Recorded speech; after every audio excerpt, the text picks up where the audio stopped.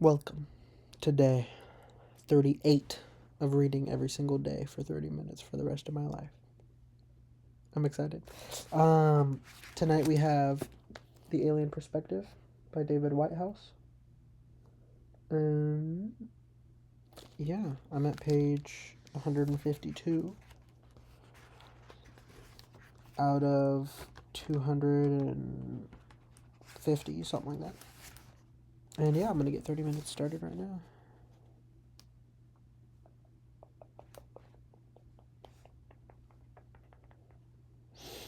Okay. Starting now.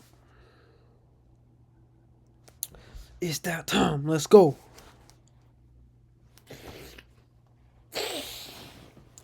In my view, Arthur C. Clarke got it so wrong when he maintained that war from space would only be possible between civilizations of comparable development. If ships from Earth ever set out to conquer other worlds, he said, they may find themselves at the end of their journeys in the position of painted war canoes drawing slowly into New York Harbor. War is so much more efficient between unequals. Resistance would undoubtedly be futile. Actually, I don't think I'm at this page.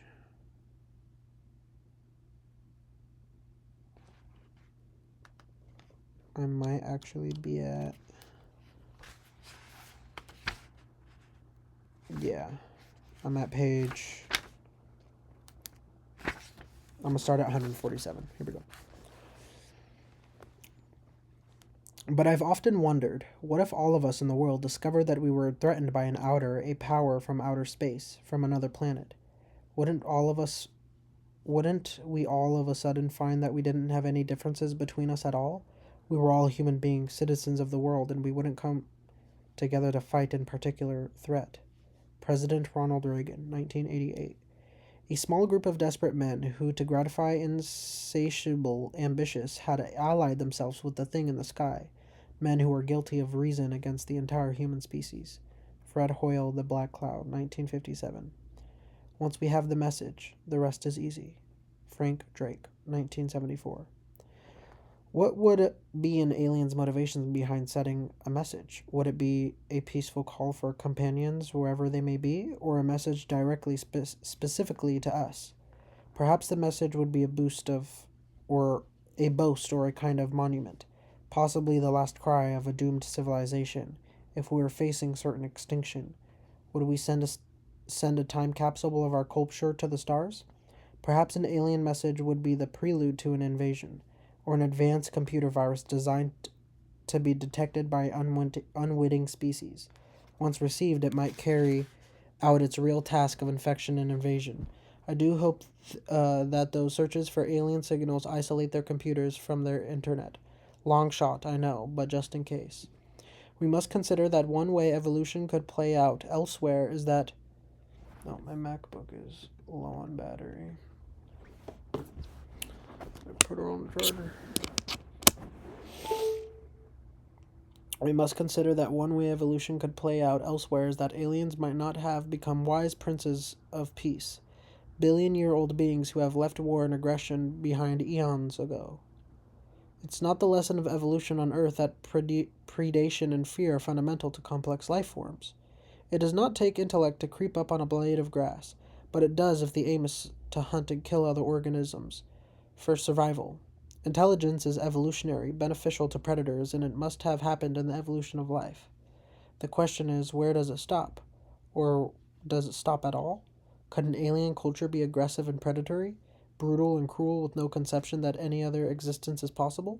A billion years of stomping out other intelligences, exulting in exclusivity, proclaiming the cosmos as theirs and theirs alone. A hyper-predator with advanced technology in the next solar system along from ours, looking at us with what we could crudely call contempt. The idea that aliens would be peaceful crops up again and again because that's what we hope we would be. Professor Steven Pinker of Harvard has researched the place of violence in human societies, detailing in its book The Better Angels of Our Nature, in which he concluded that humanity is becoming less violent, an interesting conclusion given the way world events are going. Pinker says mass murder is on the decline compared to the days of Genghis Khan and Adolf Hitler. Will it continue that way for ourselves and for aliens? Is all this just wishful thinking, taking the best parts of our humanity into the future? Can we base alien behaviors on human traits? Aliens are aliens. If they have wanted to contact us or come to Earth, they must be doing so for a reason. Our experience suggests that expansionist civilizations tend to be more violent because they seek to control or occupy territories. Some contend that galaxy is a very big place with plenty of space for civilizations to occupy without displacing others.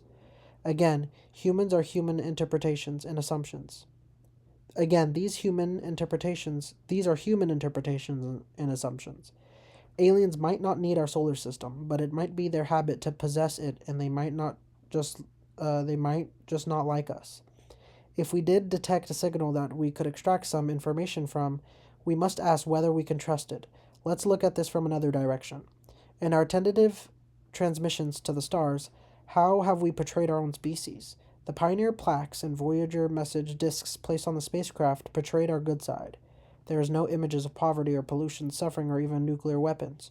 We cannot honestly declare that we are a peaceful species, or even a just one. Despite the aspirations of many, if we came to composing a new message from Earth, these are bound to be arguments about what it should include. The many would want to censor out anything that is negative. Regarding the Pioneer and Voyager messages, one would have thought that a basic element would have been a picture of a naked man and a woman. It doesn't get more basic than that. But you will not find such an image in the Voyager message. Politicians vetoed it, one saying that they didn't want to send smut into space. I think that's rather ironic. Aliens that are experienced at first contact might be wise at such tactics, noting with suspicion any culture that omitted what must be ubiquitously embarrassing and horrifying aspects of their history. If we censor our messages to space, then we can surely expect aliens to do the same for their less attractive aspects. How would we react if we received the alien equivalent of the memory of the World Register? Is it a compendium of documents recommended to be curated by UNESCO for their world significance and outstanding universal value? There is so much in it that we can be proud of: ancient languages, music, religion, and secular manuscripts, the great works of science and literal movies and documentaries. There is the Jinki Samachi Yachuel, an anthology of great Buddhist priests of Zen teachings. The earliest known book printed the movable metal type in 1377, but it is not flattering representations of our species. One of its aims is the preservation of all knowledge and events, so that we do not forget what humanity capable of, which can be erased either deliberately or due to the accidents of history. For example, remember the burning of the Library of Alexandria? Alongside the 1789 Declaration of the Rights of Man and the Citizen, drawing up the First French Revolution, are testimonies about the Holocaust. Newspapers chronicle the great events, both memorable and terrible. The register is the recorded history of humanity. Would we be proud of it? Would we dare send this to the stars? We could explain it all, but would we want to? This civilization that won't send smut into space. If aliens ever detected our signals, what would impress them the most? Our honest history of a barrage of teenage Twitter messages? Some talk of tapping into the Encyclopedia Galactica, but I wonder what joys and darkness it might contain. As the civilization becomes more powerful and spread itself into the galaxy, would the potential for war crimes increase along with the potential for increased fulfillment? In November 1985, President Ronald Reagan met Soviet leader Mikhail Gorbachev in Geneva for the first time. It had been 7 years since the leaders of the world superpowers had met, and Reagan was nervous. Both sides ostensibly wanted to reduce the number of nuclear weapons. A test of Reagan's controversial Strategic Defense Initiative for Protection from Nuclear Missiles, aka the Star Wars program, was also forthcoming, which only increased the tension between the two. Their initial meetings was in a villa on the shore of Lake Geneva and was scheduled in the last 10 minutes but lasted longer. Some officials were worried this was a bad sign, but Secretary of State George Shultz said not to disturb them. The pair emerged, and again the timetable decided to walk down to a logging cabin a log cabin next to the shoreline. It had comfy chairs and a log fire. Reagan and Gorbachev were alone except for translators to help break the ice. Reagan asked if the U.S. was being attacked by aliens. Reagan asked if the U.S. was being attacked by aliens, would the USSR come to its aid? Gorbachev smiled and said, "No doubt about it." The combined forces of the U.S. and the former USSR, formidable as they are, might not be enough. We would not be equals. There would almost certainly be a larger gulf between us in terms of time and technology at the very least.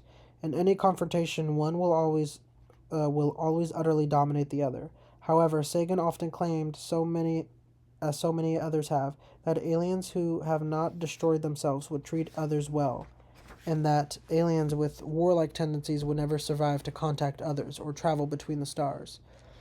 I like that. I like that. That's actually, dang, now that I think about it, if aliens come over here, they might be good. They may be good, not bad people. Not bad aliens. This might be true sometimes. Humanity might be considered the alien equivalent of savages or infidels with no rights. Thucydides said of the Peloponnesian War that what is right is only a concept between equals, and that in reality the powerful do what they want and the weak suffer when they must. We must not assume that alien intelligence is benign, and that contact would be beneficial for us. During the Renaissance period of exploration, European conquerors behaved ruthlessly towards conquered people. Their ways may not be our ways, their choices may not be our choices. Not human knows anything about the nature of alien intelligence.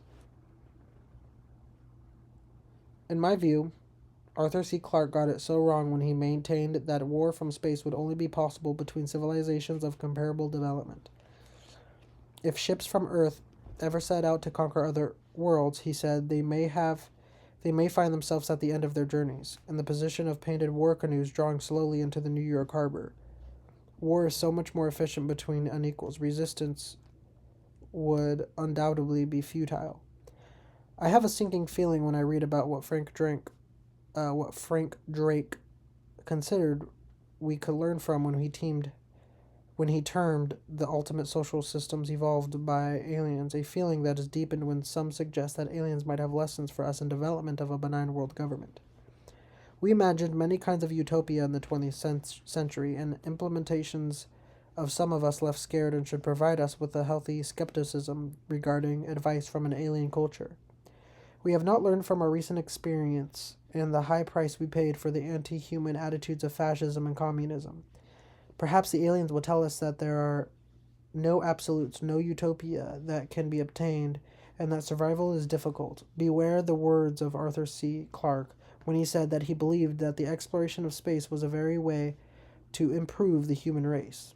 In his magnificent novel, Childhood's End, the overlords take control of the earth with a benevolent dictator ruling for our benefit. Only later do true intentions become clear. They are helping humans to become a better species, to take the next step in evolution, liberating our children and leaving misery, despair, and death behind. The Pied Pipers of space. Would aliens polarize us? Would some believe that the alien way of organizing society has its merits? Would it happen slowly, almost by stealth? In Carl Sagan's book Contact, and in the subsequent film, the enigmatic aliens talk of small steps. They have initiated many into the galactic community and know just how much we can take and how often. Like Captain Picard of the USS Enterprise sticking to the Federation's rules of contact, it is only appropriate when it thinks they are ready, as we consider that what an alien contact might bring, being under the control of others, would be unacceptable to some. If the aliens presented a better way of life, how would it be enforced? What would the resistance be like? There are many science fiction scenarios about a situation that the rebel alliances that might ensue. The dream of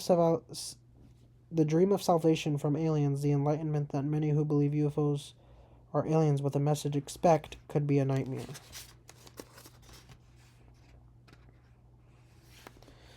Such worries are moot. Optimists like Sagan have argued, are we not free to ignore the contents of an alien message if we do not like what it has to say? That would only work if the contact was kept secret from a wider society. It would mean putting its power in the hands of few who would withhold it, manipulate it for the greater good of humanity. At least that is what they would tell themselves, but we could never unlearn it. The genie could not be put back in the bottle. It would be a watershed moment for us, no going back. So, is contact with aliens too much of a risk? Disney or Spielberg like philosophies are not enough to help us prepare for contact with aliens. Should we stop it from happening as much as we can? It's possible that the immensity of space, avarice, and greed are meaningless. If you are a civilization that has conquered problems of energy availability and even aging and biological decay, and can have everything you want, perhaps possessions, and irrelevant when everything is plentiful, perhaps what would be important would be the unique, like the tales from a blue planet in a distant star system. But what other of the things? Power might be important, but there are computer models that support to cast light on the implications of cooperation with the cooperation within and between societies. They tend to show that cooperation is good and belligerence is bad. All sides benefit from cooperation, says the particular aspect of game theory, and it applies that this is the way societies, our own, by implications alien ones, will be long lasting and democratic. If not, they will collapse, according to Sagan and Drake's views. I agree with their views. This is a conceit arising from the belief about desirable human progress since the Enlightenment. It is also a view that it is not universally. It is also a view that is not universally accepted on Earth, let alone across swaths of the galaxy. Physicist Freeman Dyson said, "Our business as scientists is to search the universe and find out what is there. What is there may conform to our moral senses or may not. We must be prepared for either possibility and conduct searches accordingly." Dyson speculated about what he called the technological cancer spreading across our galaxy in just a few million years, the so-called Great Silence. Why we have yet to find any transmissions from aliens might be because we live in a Darwinian universe in which the most aggressive and ruthless prosper, he warned. And they would probably not be biological creatures but machines. How many science fiction stories deal with the development of intelligent species that outstrip or even turn on their biological creators for their own judgment day? Somewhere in one of those clusters we talked about in the beginning of this book is a galaxy, probably countless galaxies, where the playbook has come to pass, where the relentless and unstoppable expansion by self-interested machines has laid waste to countless biological civilizations, seeking them out through their radio leakage, deliberate transmissions and technosignatures. Imagine central stellar bulges and spiral arms ravaged by machine intelligences, populating, replicating, and patrolling the outskirts of gas clouds and all the time listening. Coleridge wrote that, and amid this tumult Kubla heard, and from ancestral voices prospering war. Another explanation for the absence of aliens is the so-called zoo hypothesis, which maintains that we have been put into quarantine, off limits until we develop further or until aliens deem our isolation should be lifted. There is no way to logically refute this theory. What is the reason for the great silence in our own galaxy? If alien expansion throughout the galaxy did occur and colonies were established, it's unlikely that there would be only one origin life. What would happen when these beings confronted each other? Would there be conflict between legions of robots and interstellar war between empires? Sagan said that two expanding alien empires might ignore each other.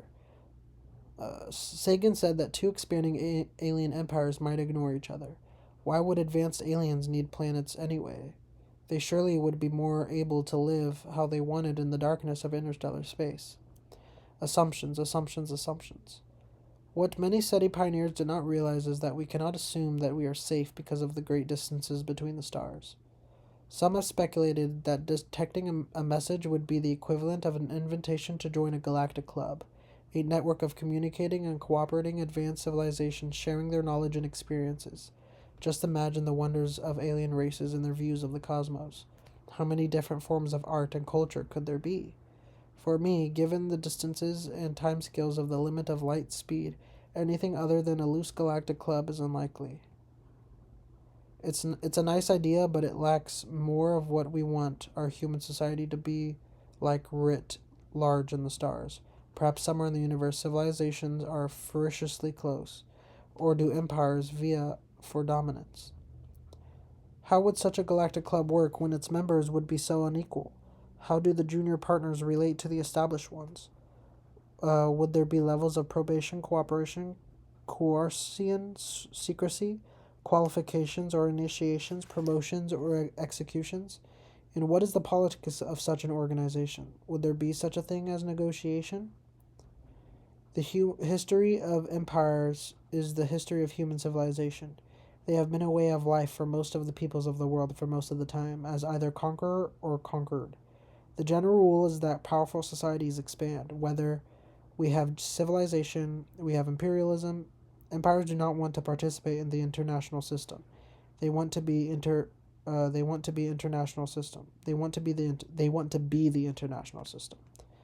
Would the fear of chaos among the star fields of the galaxy hold these things together? Hold things together? To my mind, it is more likely that popular science fiction stories of interstellar administration concerning empires and intrigues, such as Asimov's Foundation trilogy, run by humans, Star Wars or Star Trek, are fantasies. Olaf Stapledon painted a bleak picture. By far, the communist type of galactic society was that in which many systems of world had developed independently, come into conflict, slaughtered on one, produced vast federations and empires, plunged again and again into social chaos, and struggled haltingly toward galactic utopia. In the human case, the task of governance did become more difficult as empires extended themselves in order to rule vast and widely separated domains. Imperial governments generally found themselves compelled to be broadly tolerant of a diversity of cultures and sometimes beliefs. As long as they pose no threat to their authority, all you have to do is kneel. So what would happen if we were asked to become a member, to become galactically civilized? What would be done by military power, cultural influence, economic advantage? Would we willingly join? The Roman and British empires flourished not only by force, but also by persuading that it was beneficial to be part of an empire. Interstellar empires may depend on means far more effective than any we now think feasible. Even a very advanced technological species would face an apparent fundamental limitation on exerting physical influence. The light speed limit, whether civilizations thousands or million or years more advanced than our own can overcome this barrier, is simply unknown. Before dismissing that idea, it is worth remembering that none of the imperial administrations of the 19th century foresaw what a future technology, the aeroplane, would bring all of Earth's surface within one day's reach. What would be the reaction to the news of contact with aliens? Might it depend upon the context? After all, a spaceship entering our solar system would elicit a different type of response from a detection of a faraway signal. As a journalist, I know what is a messy affair such a story would be in the resultant scramble, celebration, and trauma. Captain Cook was aware of the suffering that his visits might cause the Tahitians.